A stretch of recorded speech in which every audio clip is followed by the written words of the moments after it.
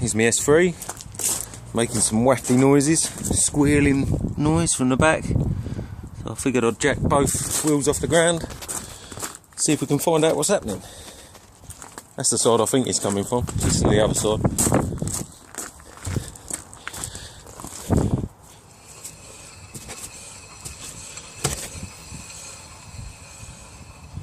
Sounds pretty normal. Let's try this side.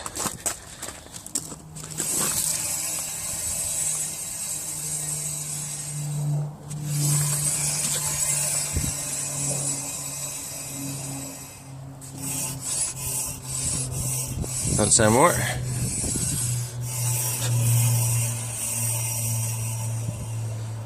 So I have a crap in that brake pad.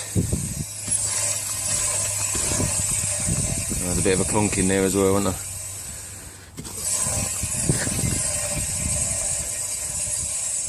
If you can hear that.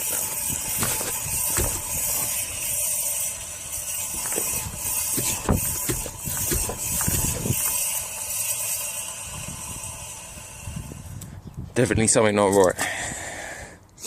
Right, I'll report back.